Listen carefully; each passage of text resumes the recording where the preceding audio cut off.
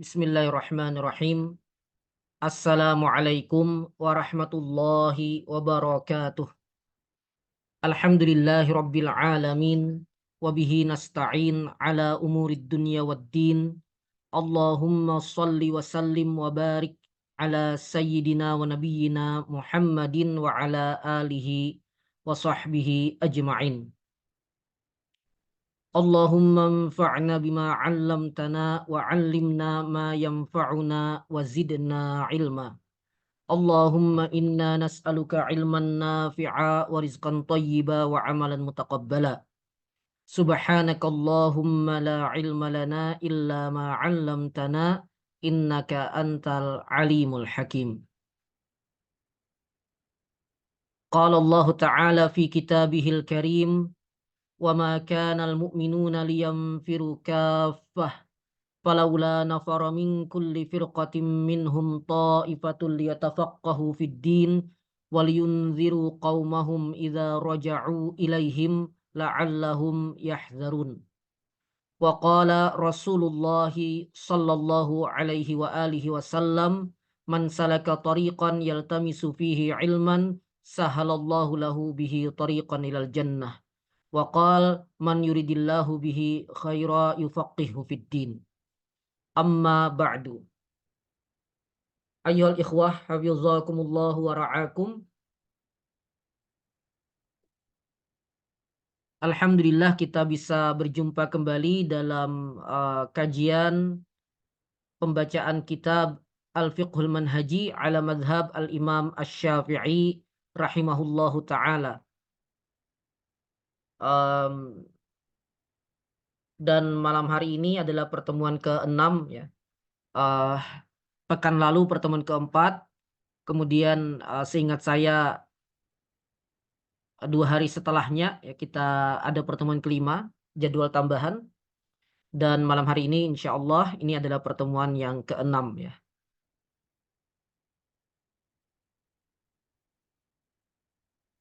Baik, terakhir kita pembahasan tentang aspek kemudahan dalam fikih Islam.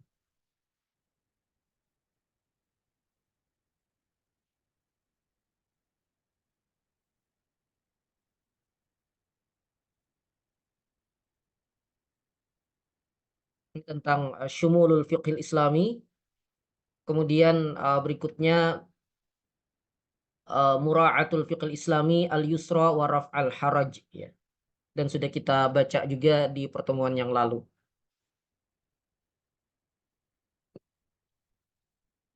Baik, dan malam hari ini kita akan membaca tentang masadirul fiqhil islami, sumber-sumber fikih Islam. Namun sebelum itu kita akan baca dulu pertanyaan yang masuk ya. Seingat saya ada pertanyaan yang masuk yang belum saya tanggapi.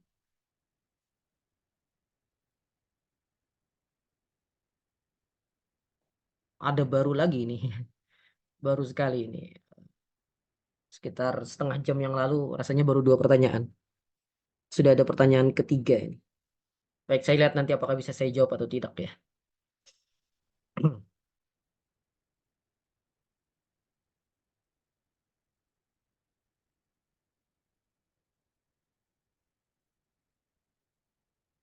Baik. Assalamualaikum waalaikumsalam. Mohon penjelasan lebih lanjut tentang materi pertemuan keempat yang Ustadz jelaskan. Kita harus bisa membedakan antara meninggalkan hukum yang sawabit, kemudian yang kedua tetap mengakui hukum yang sawabit tetapi belum bisa melaksanakannya. Wallahu a'lam, saya lupa persisnya apa yang kata-kata apa yang saya gunakan ya saat itu. Cuma secara konsep seingat saya begini ya, konsepnya begini. Ada ya pertama hukum-hukum yang sawabit, dan sebenarnya bisa kita katakan syariat Islam secara umum ya, sebelum kita bagi antara sawabit dengan mutaghayyirat ya. Syariat Islam secara umum itu kan syariat yang berlaku terus menerus gitu ya, berlaku terus menerus hingga akhir zaman, hingga akhir zaman. Dan ya, syariat atau din yang diridhai oleh Allah Subhanahu wa taala hanyalah yang diridhai oleh Allah Subhanahu wa taala hanyalah din Islam ya. Dan selain din Islam, Allah tidak ridho padanya gitu. Sebagaimana firman-Nya, "Wa may yabtaghi ghairal islami dinam falan yuqbala minhu wa huwa fil akhirati minal khasirin." Jadi, siapa saja yang mencari din selain Islam, yang mencari ajaran hidup selain Islam, jadi din ini kita artikan nizamul hayah, aturan kehidupan. Jadi mencakup, baik agama, eee, ajaran-ajaran spiritual maupun berbagai faham, isme yang berbicara tentang kehidupan. Jadi bisa kita masukkan ke dalamnya agama, ajaran-ajaran spiritual ya, dan juga berbagai isme yang mengajarkan tentang bagaimana kita memandang kehidupan. Nah, itu bisa dimasukkan ke dalam itu ya, dan siapapun yang mencari, din tadi selain Islam, selain, ajaran Islam, akidah wa syariah, mmm, fala yuqbala maka tidak akan diterima dan dia di akhirat termasuk orang-orang yang rugi. Nah, jadi, secara konsep syariat Islam itulah yang wajib kita, ambil ya, wajib kita ambil dan tidak boleh dipilah-pilah gitu. Artinya seluruh bagian dari din Islam itu wajib kita ambil dan kita ikuti. Tidak boleh kita pilah, yang satu kita ambil, yang dua kita tinggalkan gitu. Nah, adapun pembahasan sawabit dengan mutaghayyirat itu dari konsep, ajaran ya dalam fikih Islam gitu. Artinya apa yang dijelaskan oleh para ulama kita dalam fikih Islam, itu ada atau yang, ditulis di kitab-kitab mereka atau tersampaikan melalui lisan mereka atau yang mereka fatwakan dan seterusnya. Nah, itu ada berupa syariat yang berlaku terus-menerus. Artinya ajaran Islam yang berlaku terus-menerus dan, dilandasi oleh dalil-dalil yang kokoh dan tidak mengalami perubahan apapun sampai akhir zaman. Nah, itu yang kita sebut dengan sawabit ya. Dan ada yang mutaghayyirat, ini perkara-perkara yang bisa berubah karena setelah diteliti, para ulama sejak era sahabat ya, para ulama sejak era sahabat sampai di masa-masa berikutnya, mereka kadang memfatwakan sesuatu atau menetapkan satu hukum itu tidak berlandaskan nas yang sharih dan qat'i dalalah misalnya, untuk perkara itu, atau juga mereka ketika menetapkan itu memperhatikan situasi dan kondisi yang mereka hadapi saat itu, ya. Memperhatikan huruf, memperhatikan keadaan waqi'nya dan seterusnya. Kemudian lahirlah pendapat-pendapat dan fatwa-fatwa yang mereka keluarkan yang kita bisa baca saat ini. Nah, itu setelah diteliti oleh para ulama, bisa berubah mengikuti perubahan situasi dan kondisi, ya, mengikuti perubahan zaman, tempat, dan, keadaan gitu. Nah, ini yang disebut dengan perkara mutaghayyirat ya, ini perkara mutaghayyirat.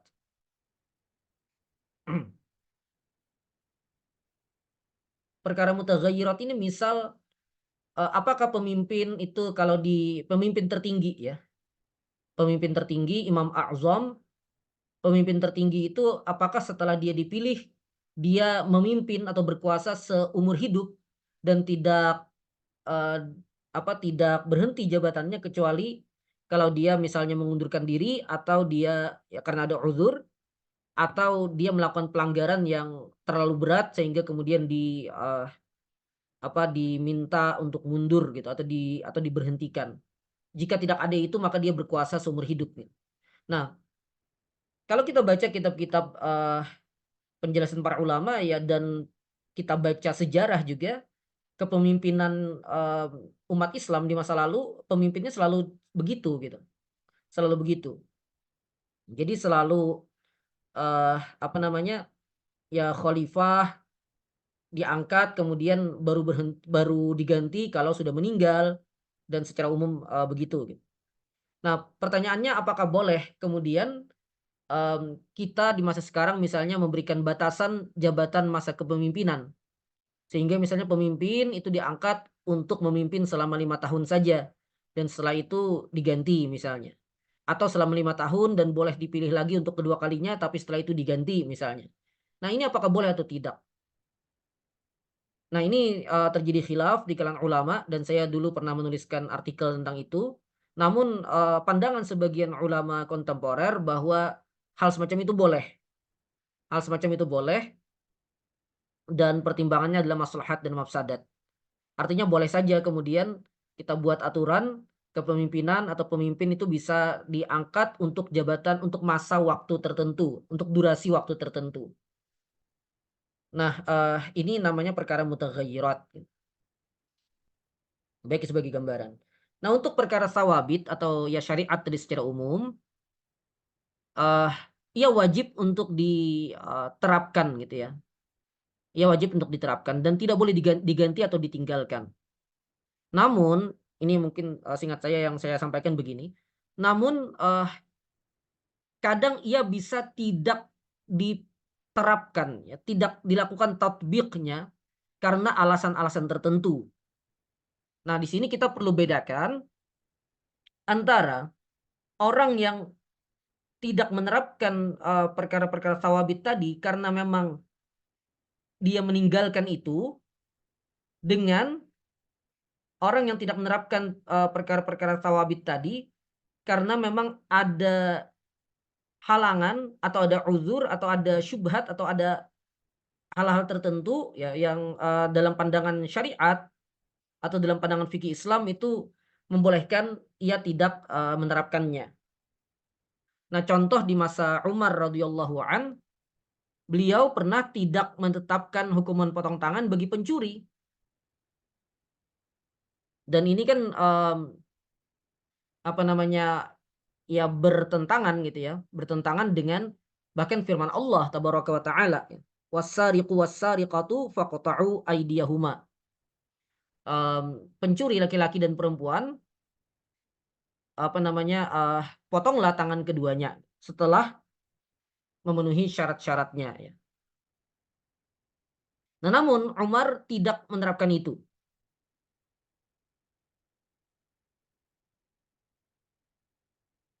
Lalu apakah Umar berarti meninggalkan hukum syariat? Jawabannya tidak.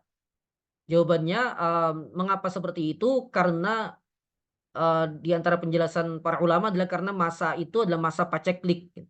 Masa paceklik, sehingga ada syubhat saat itu memang mereka benar-benar membutuhkan, sehingga harus mencuri, gitu.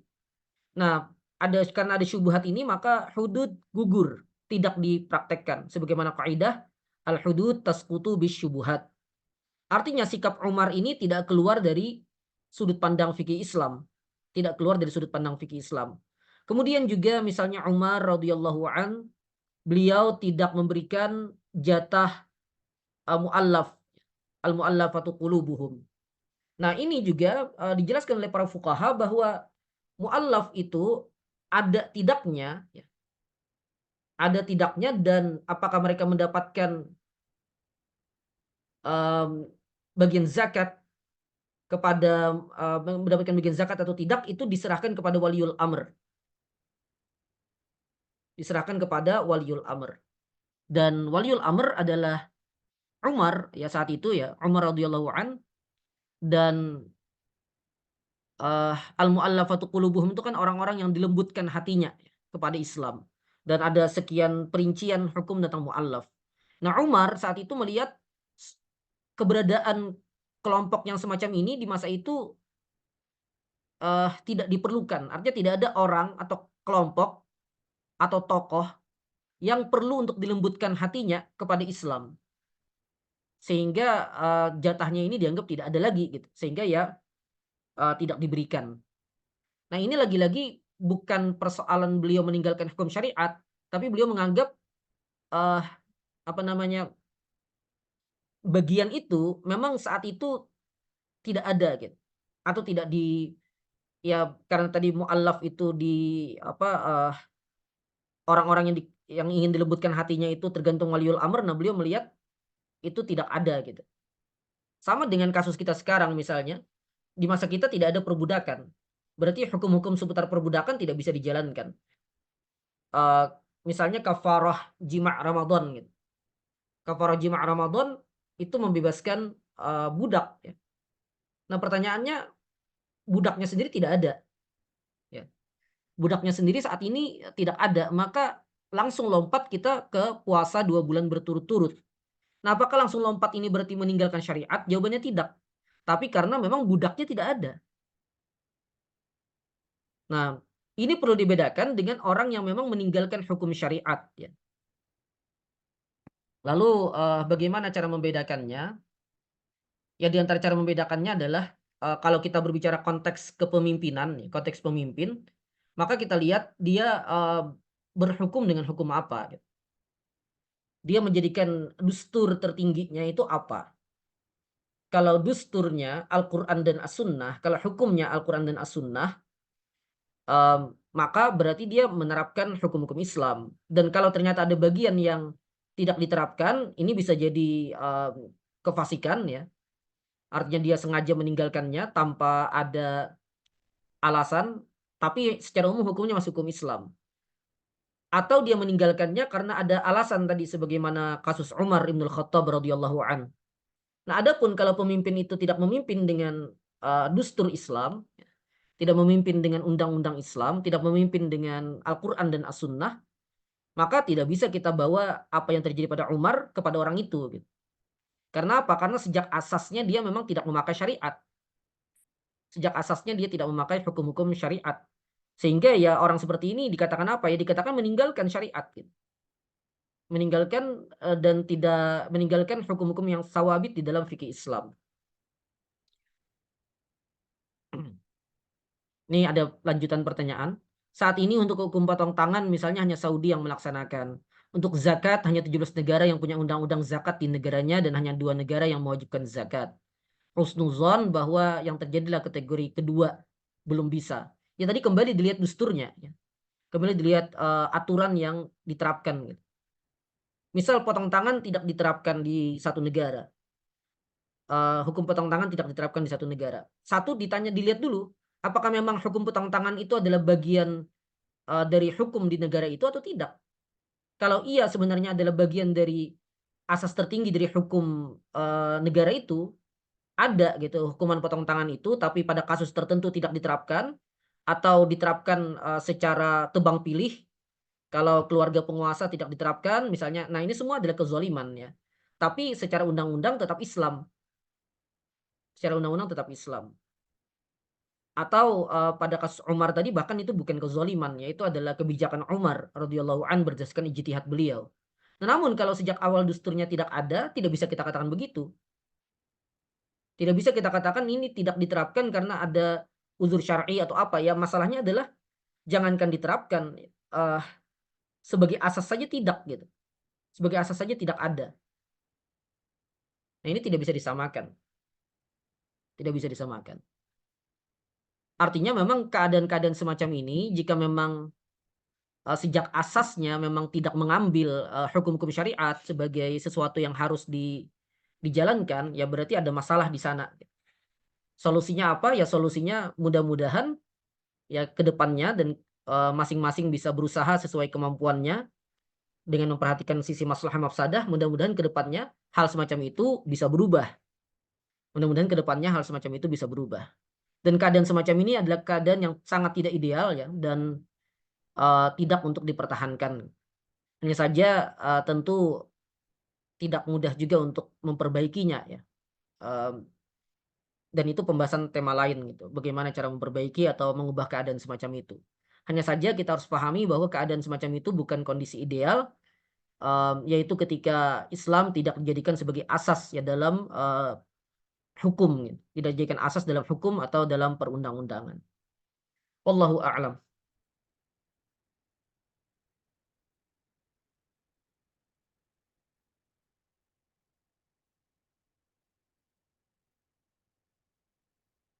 Ini ada pertanyaan nanti mungkin saya jawab di pertemuan berikutnya lagi ya, pertanyaan, yang lain. Baik kita lanjut saja dulu, sudah setengah jam.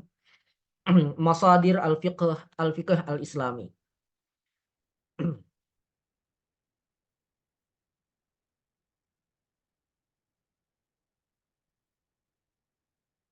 Bismillahirrahmanirrahim. Qala al-muallifun rahimallahu man mata minhum wa hafiza man baqiya wa nafa'ana bihim wa bi'ulumihim fid dharaini amin. Masadirul fiqhi al-islami, sumber-sumber fikih Islam. Qulna innal fiqhal islamiyya huwa majmu'atu al-ahkami syar'iyyati allati amarallahu ibadahu biha. Kita katakan bahwa fikih Islam adalah sekumpulan hukum-hukum syariat yang Allah perintahkan hamba-hambanya dengan hukum-hukum syariat itu. Artinya kita disuruh untuk menjalaninya, untuk menaatinya, untuk mengikutinya, untuk mengamalkannya.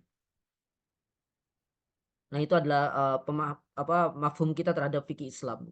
Wa hadhil ahkamu tarji'u bimajmu'iha ilal masadiril arba'atit taliyah.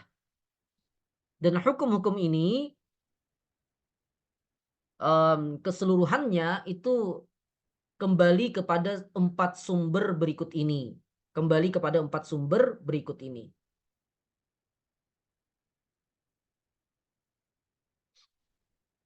Al-Qur'ani Al-Karim. Yang pertama, atau Al-Qur'anu bisa juga ya. Al-Qur'anul Karim. Yang kedua As-Sunnatus Syarifah. Yang ketiga Al-Ijma' dan yang keempat Al-Qiyas. Kita perlu sampaikan dulu bahwa sebenarnya Al-Adillah Asy-Syar'iyyah ini tidak terbatas pada 4 ini ya. Tidak terbatas pada 4 ini. Dalil syar'i ada yang lain. Meskipun mungkin sebagian ulama tidak menyebutnya sebagai dalil ya. Ada yang menyebutnya sebagai amarah dan lain-lain karena masalah kuat tidaknya gitu. Tapi kalau kita gunakan istilah umum saja, maka dalil-dalil syar'i itu lebih banyak daripada 4 ini. Adapun yang 4 ini adalah dalil-dalil yang disepakati oleh umumnya ulama. Al-Quran Al-Karim, As-Sunnah, Asy-Syarifah, Al-Ijma', kecuali pendapat yang syadz yang menolak kehujjahan ijma', serta qiyas yang dipegang oleh mayoritas ulama, dan hanya zahiri, kelompok besar ya, ada yang lain selain zahiri, tapi kelompok besar yang menolak qiyas ini adalah kelompok zahiri. Dan pendapat ini juga pendapat yang ghairu mu'tabar ya, pendapat yang tidak dianggap, tidak diakui. Ya, jadi bisa dikatakan setelah menafikan pendapat-pendapat yang nyeleneh tadi, 4 dalil ini adalah dalil yang disepakati. Al-Quran, As-Sunnah, Al-Ijma' dan Al-Qiyas. Dan ada dalil-dalil lain yang diperselisihkan. Ya. Ada banyak dalil-dalil lain yang diperselisihkan. Misalnya qaul sahabi, kemudian amal ahli Madinah, kemudian istihsan, masalih mursalah, dan lain-lainnya. Nah, dan itu bisa kita baca di kitab-kitab usul fikih, terutama usul fikih perbandingan ya. Semua dalil itu bisa kita baca di sana. Termasuk ulama mana atau mazhab mana yang mempraktekannya dan mana yang tidak gitu. Mazhab mana yang menjadikannya sebagai dasar dalam fikih dan mana yang tidak. Nah, di sini para penulis membatasi hanya pada 4 dan kita insya Allah akan pelajari satu demi satunya.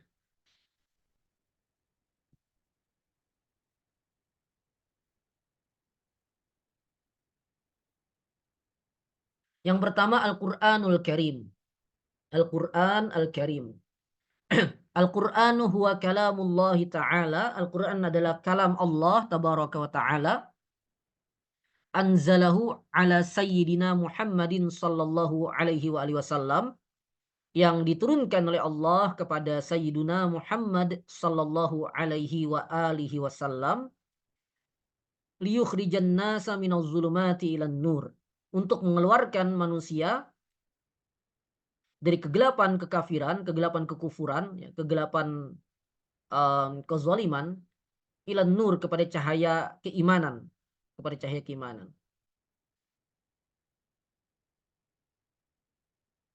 Wa huwal maktub fis suhuf atau fil mushaf juga. Dan ia tertulis dalam lembaran-lembaran ya, atau bisa kita katakan dalam mushaf. dan ya dari Al-Fatihah hingga An-Nas ya, sebagaimana kita ketahui. Wal Qur'anu huwal masdaru wal marji'u li ahkamil fiqhil islami.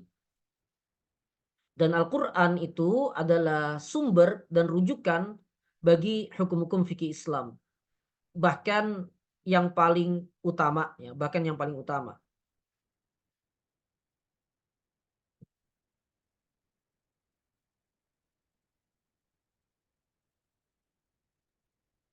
Fa idza 'aradat mas'alah raja'na qabla kulli syai' ila kitabillahi azza wa jal. Dan ketika ada satu persoalan ya yang kita temui, ketika ada satu persoalan yang kita temui, satu masalah, satu kasus yang kita temui,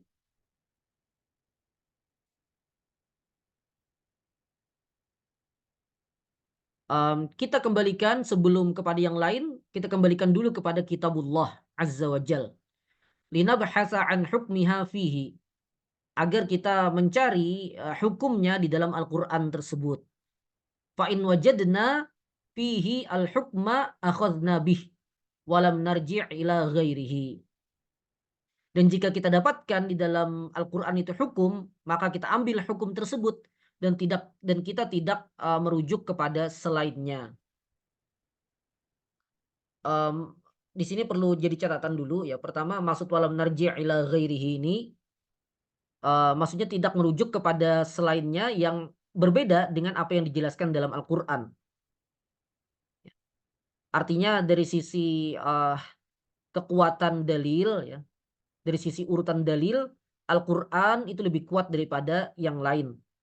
Maka jika hukumnya sudah ada di dalam Al-Quran, kita tidak cari dalil dari yang lain yang menyelisihinya. Meskipun ini panjang lebar juga dibahas dalam usul fikih ya, tentang ta'arud antar dalil dari sisi misalnya dalalahnya. Nah ini agak agak panjang ya. Namun boleh kita katakan um, kita tidak mencari kepada yang lain yang menyelisihi apa yang disebutkan secara jelas di dalam Al-Quran itu gitu. Artinya tidak boleh kita menyelisihinya. Adapun dalam konteks berdalil ya atau kita mengemukakan dalil-dalil untuk satu persoalan hukum, maka tidak masalah kita berdalil dengan Al-Quran, kemudian setelah itu kita berdalil juga dengan hadis sebagai penguat misalnya dan juga dengan ijma' gitu. Dan bahkan dengan qiyas atau ma'qul sebagaimana biasa dilakukan oleh para ulama. Jadi hal semacam itu tidak masalah. Dan kita akan temukan juga di kitab Al-Fiqhul Manhaji ini. Artinya ketika disebutkan dalil ada ayat Al-Quran, ada hadis dan ada ijma' misalnya. Jadi semacam itu tidak masalah selama memang saling menguatkan. Selama itu saling menguatkan. Baik.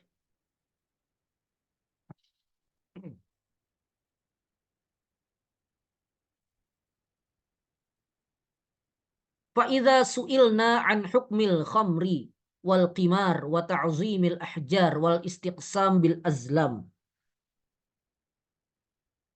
Jika atau ketika kita ditanya tentang hukum khamar, hukum qimar ya judi, kemudian hukum mengagungkan batu atau berhala ya, kemudian istiqsam bil azlam ya, mengundi nasib dengan panah. Raja'na ila kitabillahi azza wa jal.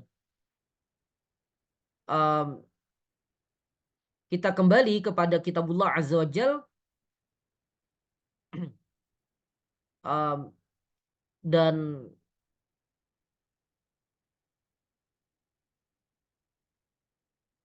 ya lana jidu qaulallahi ta'ala, kita akan menemukan firman Allah tabaraka wa ta'ala,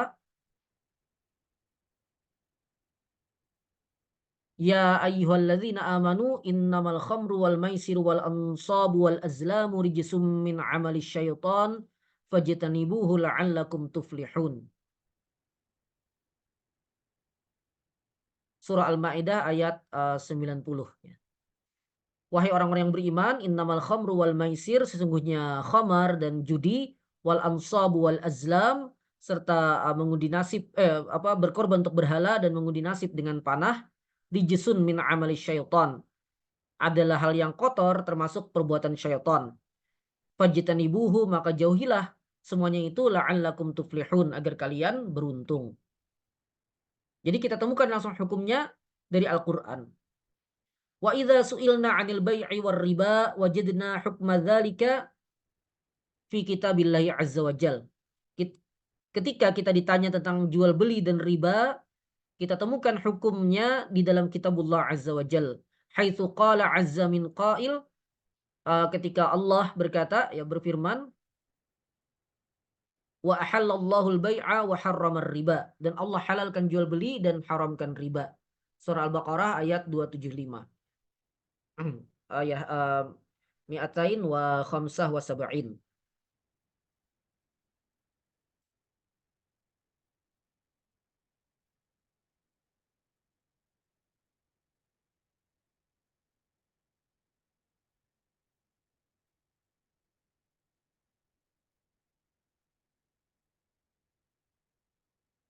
Baik. Wa idza su'ilna 'anil hijab, dan ketika kita ditanya tentang hijab, um, tadi wa halallahu al-bai'a wa harramar riba, dan Allah halalkan jual beli dan mengharamkan riba. Wa idza su'ilna 'anil hijab wajadna hukmahu fi qoulihi ta'ala. Dan ketika kita ditanya tentang hijab, kita akan dapatkan hukumnya dalam firman Allah tabaraka wa ta'ala, wala yubdina zinatahunna illa ma zahara minha wal yadribna bi khumurihinna ala juyubihin. Surah An-Nur ayat 31. Dan janganlah mereka menampakkan zinatahunna, perhiasan mereka, illa ma zahara minha, kecuali yang biasa tampak darinya. Dan hendaklah wal yadribna bi khumurihinna ala juyubihin, dan hendaklah mereka menutupkan khimar mereka ke dada mereka. Surah An-Nur ayat 31.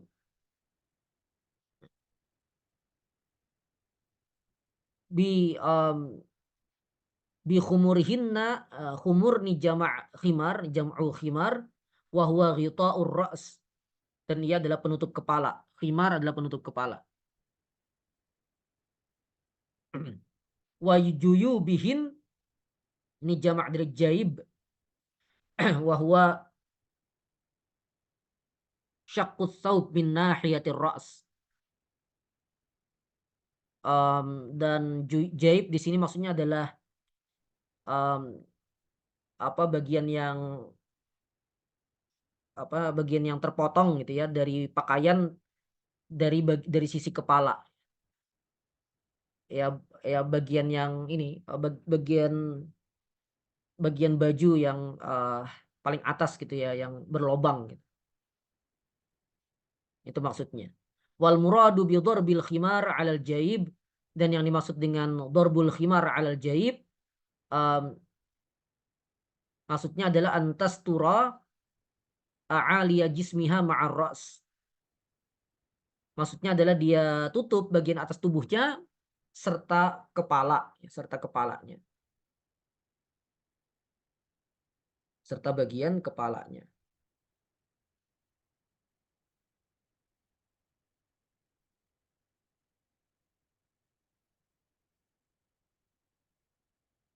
Baik. Wa kadzalika fi qoulihi ta'ala, demikian juga dalam firman Allah Ta'ala berkaitan dengan hijab masih maksudnya. Ya ayyuhan nabiyyu qul li azwajika wa banatika wa nisa'il mu'minin yudnina 'alaihinna min jalabibihin. Dzalika adna ay yu'rafna fala yu'zain. Wa kana Allahu ghafurar rahima. Surah Al-Ahzab ayat 59. Wahai Nabi, katakanlah kepada istri-istrimu, wa banatika, dan anak-anak perempuanmu, wa nisa'il mu'minin, dan perempuan istri-istri orang beriman ya, yudnina 'alaihinna min jalabibihin, agar mereka mengulurkan jilbab mereka ya. Dzalika adna ayyu'rafna, itu agar mereka lebih mudah untuk dikenal, fala yu'zain, sehingga mereka tidak diganggu. Wa kana Allahu ghafurar rahima, dan Allah Maha Pengampun lagi Maha Penyayang. Yudnina maksudnya yurkhina wa yughtina wujuhahunna wa a'tafahun.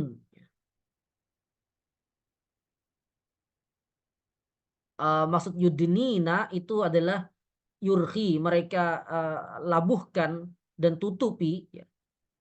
Mereka kenakan gitu sampai ke bawah gitu, yurhi, dan mereka tutupi wajah mereka dan uh, tubuh mereka, ya. Tubuh mereka dari apa namanya, dari kepala sampai ke bagian pinggang atau sampai ke bagian bawah lagi. Jalabibihin, jalabib jam'u jilbab, jama' dari jilbab, um, wahwar rida, dan itu adalah rida, semacam gamis gitu ya, atau pakaian menutup seluruh tubuh. Alladzi yasturu kamilal badan, a'aliyahu wa asafilahu, menutup seluruh bagian badan, bagian atas maupun bagian bawahnya.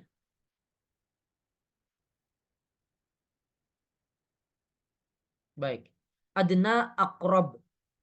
Adna aqrab li an tumayyaza asyarifatul afifatu min ghairihin. Agar bisa dibedakan wanita-wanita mulia dan menjaga diri dari selainnya. Fala yu'zain bitta'arud lahun. Sehingga mereka tidak diganggu oleh orang-orang yang fasik. Jadi di antara sababun nuzul ayat ini, sebagaimana dijelaskan oleh para ulama, um, ya orang-orang apa namanya, orang-orang fasik ya,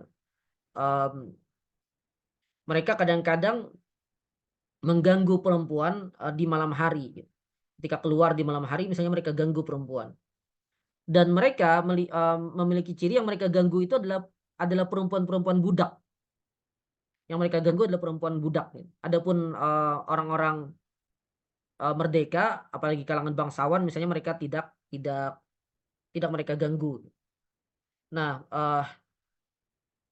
dan budak biasanya pakaiannya memang tidak lengkap gitu ya, atau tidak tertutup. Nah, maka di sini dikatakan adna ayyu'rafna, agar mereka ini bisa dikenal, artinya bukan budak ya, sehingga tidak diganggu. Makanya disuruh untuk mengenakan jilbabnya tadi itu. Baik, itu gambaran saja tentang ayat ini. Adapun penjelasan hukumnya secara terperinci kita tidak bahas saat ini ya. Insya Allah nanti ada pembahasannya tersendiri. Baik, kita lanjut. Wa hakadza yakunul Qur'anul Karim huwal masdar al-awwal li ahkamil fiqhil Islami. Dan demikian ya, Al-Qur'an Al-Karim adalah sumber pertama, sumber utama bagi hukum-hukum fikih Islam.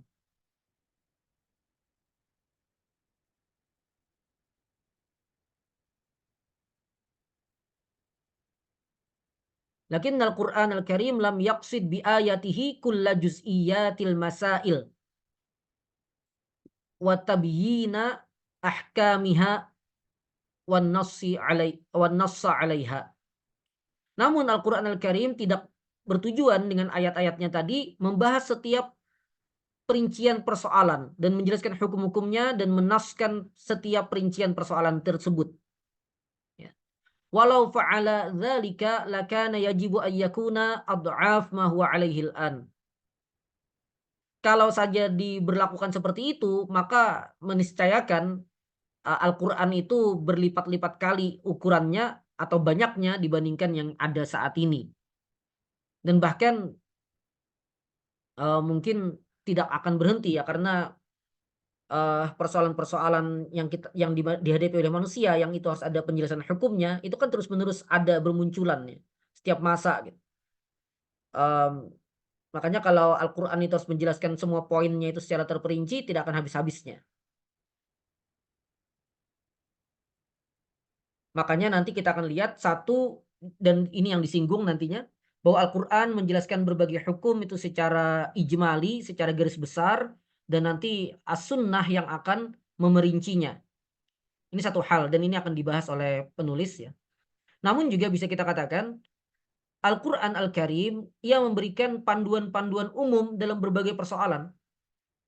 Dia memberikan panduan-panduan umum dalam berbagai persoalan, dan nanti juga akan tambah dijelaskan oleh As-Sunnah An-Nabawiyah. Tapi As-Sunnah An-Nabawiyah juga terbatas kan, karena wafatnya Nabi tidak ada lagi tambahan As-Sunnah. sedangkan persoalan terus bertambah. Hanya saja apa yang disebutkan oleh Al-Quran dan As-Sunnah itu sudah memberikan kita panduan umum yang itu bisa terus diolah oleh para fuqaha untuk menjawab persoalan-persoalan yang mereka hadapi di zaman mereka. Dan ini lagi-lagi meniscayakan harus senantiasa ada para alim faqih di setiap masa yang bisa menggali hukum dari Al-Quran dan As-Sunnah untuk menjawab persoalan-persoalan yang mereka hadapi di zaman mereka. Harus senantiasa ada. Karena apa? Karena persoalan itu senantiasa bermunculan dan harus senantiasa ada jawaban dari sisi agama kita.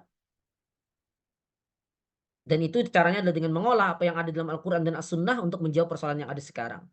Dan itu memerlukan orang-orang yang ahli, ya. Para ulama, fuqaha yang memang memiliki kemampuan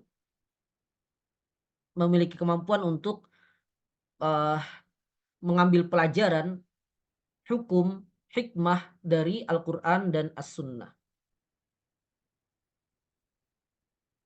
Baik, kita lanjutkan teks kitab kita. Wa innama nassal Qur'anul Karim 'alal aqaidi tafsilan wal ibadati wal muamalati ijmalan. Dan nas Al-Quran Al-Karim menjelaskan akidah secara terperinci. Adapun ibadat dan muamalat, ya persoalan-persoalan amaliyah itu disebutkan secara garis besar saja. Disebutkan secara garis besar saja. Warasamal khututal ammah li hayatil muslimin. Dan merancang panduan umum. Merancang panduan umum, merancang ya apa ya tadi panduan umum mungkin lebih tepatnya ya. Merancang panduan umum, merancang garis-garis besar gitu untuk kehidupan kaum muslimin, wa ja'ala tafsila dzalika lisunnatin nabawiyah, dan menjadikan perinciannya itu diserahkan kepada as-sunnah. Tadi saya singgung. Famasalan contohnya amaral Qur'anu bis salati. Al-Qur'an memerintahkan untuk salat walam yubayyin kaifiyatiha, dan tidak menjelaskan tata cara salatnya.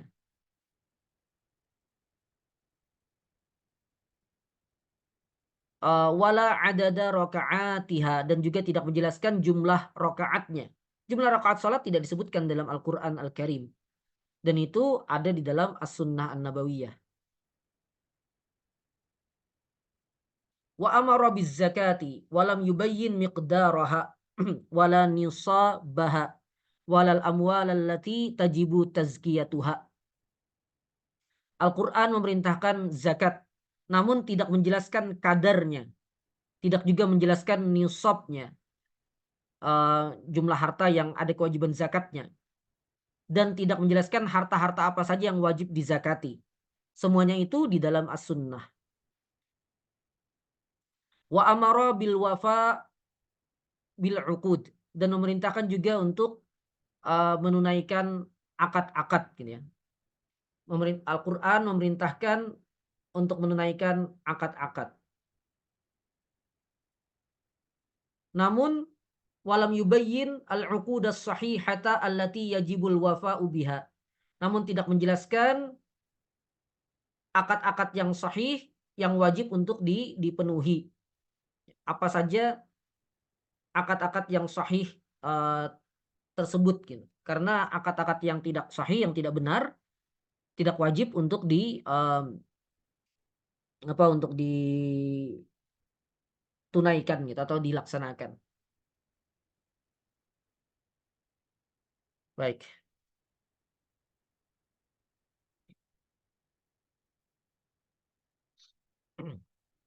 Wa ghairu dzalika minal masail katsir, dan banyak lagi persoalan-persoalan lainnya yang dalam Al-Qur'an hanya dijelaskan secara garis besar dan perinciannya ada di dalam As-Sunnah. Lidzalika kana al-Qur'anu murtabitan bis sunnatin nabawiyah. Karena itu Al-Qur'an ini terikat ya, berhubungan erat dengan As-Sunnah Nabawiyah, tidak terpisahkan. Tidak terpisahkan. Al-Quran dan As-Sunnah itu dua hal yang tidak terpisahkan. karena tadi as-sunnah nabawiyah ya tugasnya adalah menjelaskan ya, litabyini tilkal khututil ammah wa tafsili ma fihi minal masail al mujmalah, untuk menjelaskan panduan umum tadi itu dan juga untuk memerinci persoalan-persoalan yang disebutkan dalam Al-Qur'an tadi secara garis besar ya, secara garis besar.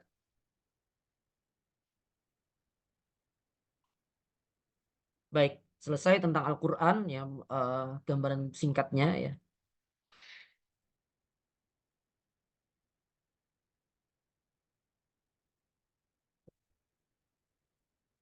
Kita baca sedikit mungkin untuk as-sunnah, cuma saya tidak tahu ini apakah sempat semua ya. Ya kita baca sedikit saja.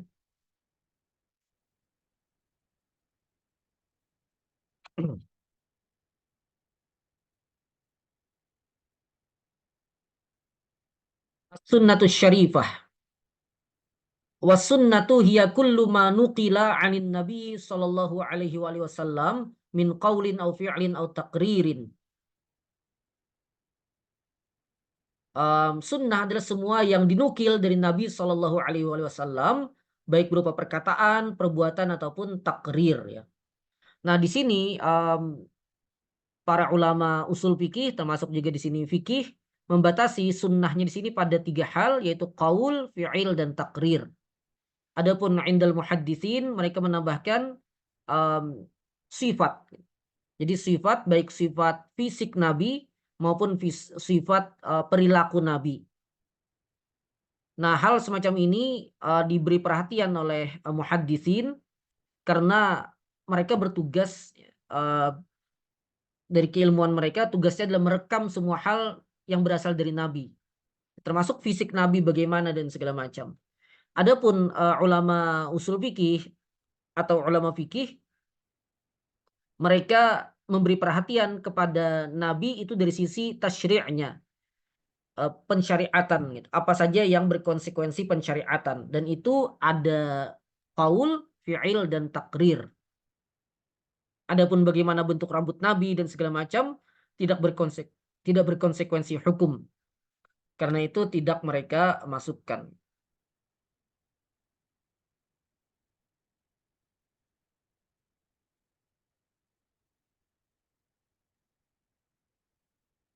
Baik. Famisalul qaul, contoh qaul ya. Contoh hadis Nabi yang berupa qaul, ma akhrajaul Bukhari raqam samaniyah wa arba'in ya. Wa Muslim nomor 64 anin Nabi sallallahu alaihi wasallam qala. Riwayat dari Imam Bukhari dan Imam Muslim dari Nabi sallallahu alaihi wasallam. Ini sebagai tambahan saja mungkin bagi yang belum tahu ya, bagi yang sudah tahu alhamdulillah gitu.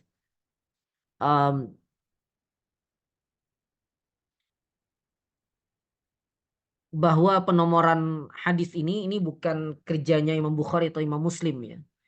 Tapi penulisan penomoran ini diberikan oleh muhakkik kitab gitu. Muhakkik Sahih Bukhari, muhakkik Sahih Muslim, dan di antara ulama yang apa banyak meriwayatkan ya, atau banyak membuat penomoran ini adalah Syekh Muhammad Fuad Abdul Baqi ya, salah satu muhakkik kitab-kitab hadis yang hidup di abad ke-20 yang lalu ya. Baik. Nah,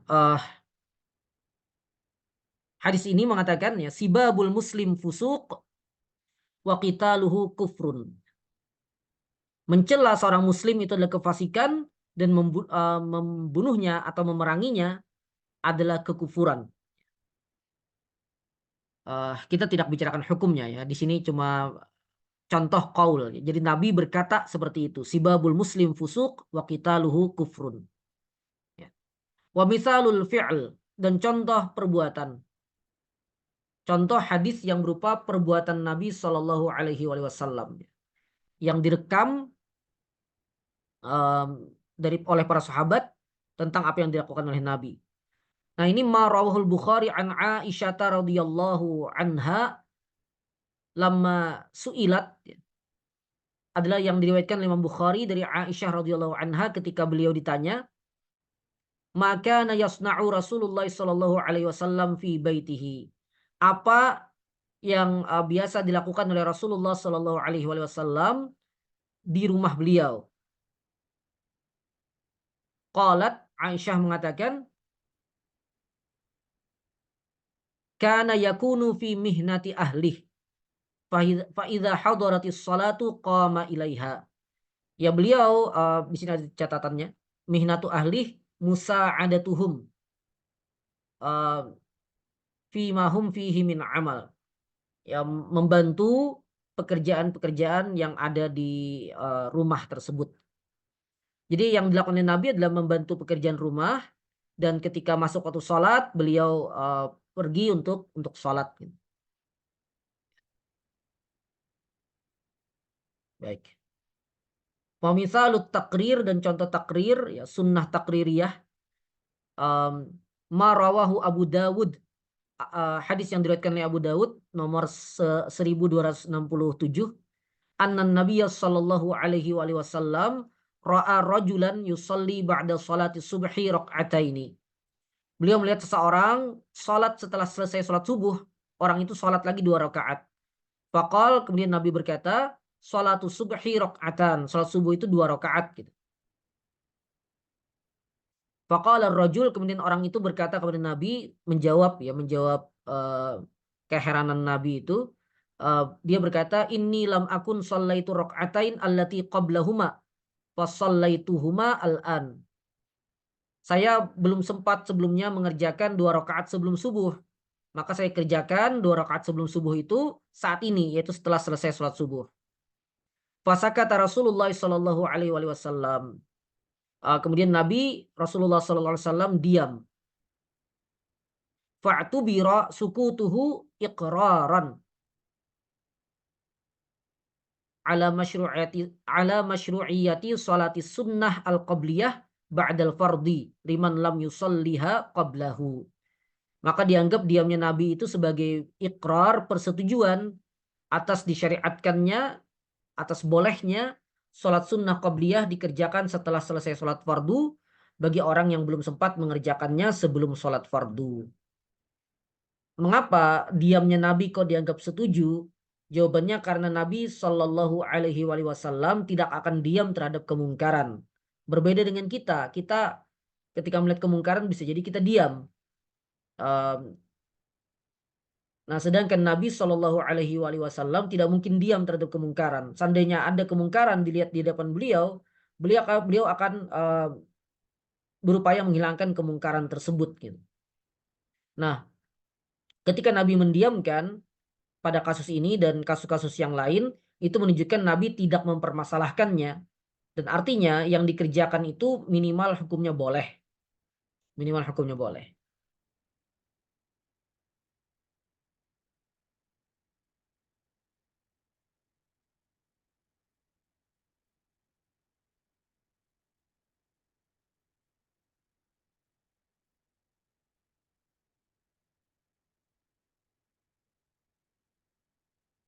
Baik. Terakhir manzilatus sunnah. Ya.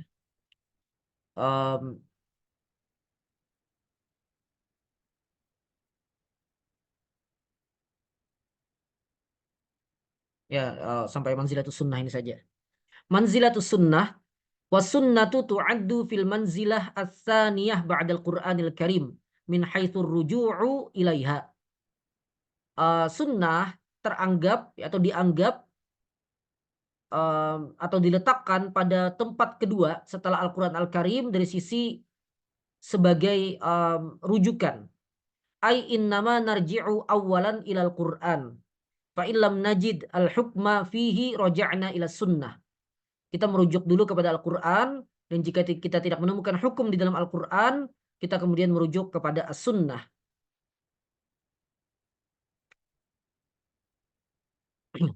Fa'idha wajadnahu fiha amil nabih kama law kana fil Qur'anil Karim.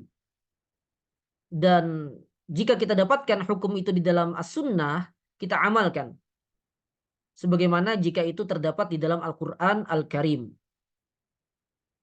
syari'atan an takuna tsabitatan 'anir Rasul sallallahu alaihi wasallam bisanadin sahih. Tapi dengan syarat bahwa dia harus sabit dari Rasul sallallahu alaihi wasallam dengan sanad yang sahih.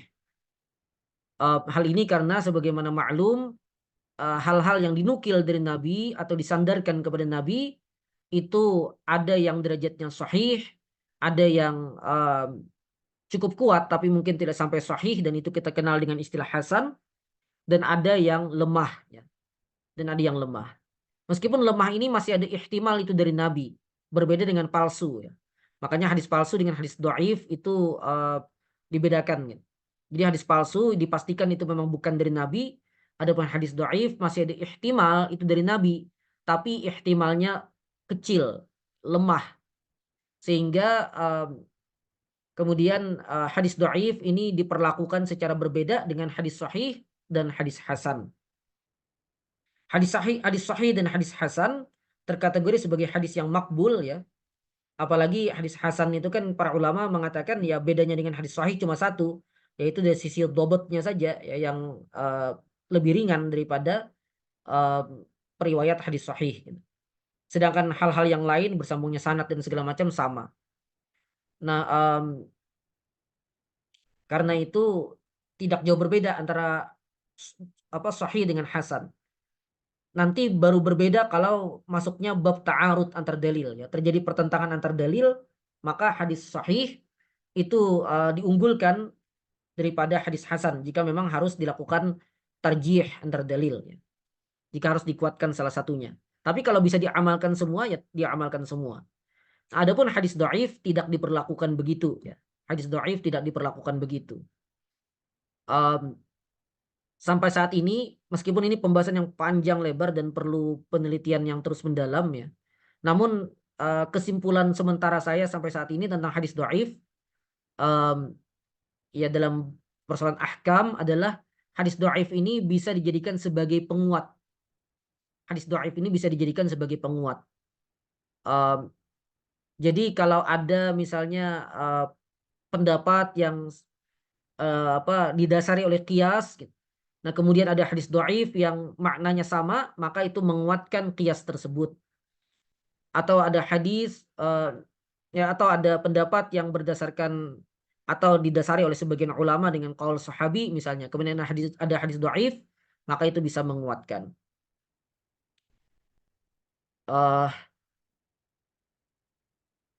Kadang juga sebagian ulama menemukan ada hadis sahih yang menunjukkan makna tertentu tapi tidak sharih. Ada hadis sahih yang menunjukkan makna tertentu tapi tidak sharih untuk makna itu. Artinya kemungkinan menunjukkan makna itu tapi bisa jadi tidak juga gitu. Nah, kemudian ada hadis dhaif yang menyebutkan secara sharih untuk makna itu. Artinya menguatkan ihtimal yang disebutkan dalam hadis sahih tadi. Maka bisa diambil juga hadis dhaif ini. Adapun hadis dhaif secara mandiri sebagai dalil ahkam secara mandiri maka tidak gitu. Maka tidak diberlakukan. Karena kalau bisa secara mandiri apa bedanya hadis dhaif dengan hadis sahih atau hasan. Jadi ia diberlakukan sebagai penguat. Dan kalau ternyata tidak bisa diberlakukan sebagai penguat, misalnya tidak didukung oleh yang lain gitu, atau malah bertentangan dengan dalil yang lebih kuat, maka hadis dhaif ini jelas ditinggalkan, jelas ditinggalkan. Baik, itu mungkin masih ada sisa pembahasan as-sunnah, kemudian ijma' dan qiyas insyaallah di pertemuan berikutnya. Demikian, semoga bermanfaat. Mohon maaf atas segala kesalahan. Kalau ada hal-hal yang mau diperjelas, silakan disampaikan. Jika bisa saya jawab, saya jawab. Jika tidak bisa, ya nanti gitu. Dan untuk pertanyaan, jika ada sebaiknya sebelum pertemuan kita ya. Jangan dekat-dekat pertemuan kita atau pas baru pertemuan kita ini. Karena kalau seperti itu akan saya jawab di pekan depannya lagi ya. Jadi terlambatnya 1 pekan. Jadi kalau ada pertanyaan silakan disampaikan 1 hari sebelumnya, 2 hari sebelumnya gitu. Supaya saya bisa siapkan dulu jawabannya dan saya jawab di pertemuan berikutnya. Demikian kita cukupkan. Mohon maaf atas segala kesalahan. Hadanallahu wa iyyakum ajma'in. Wassalamualaikum warahmatullahi wabarakatuh. Waalaikumsalam warahmatullahi wabarakatuh. Waalaikumsalam warahmatullahi wabarakatuh.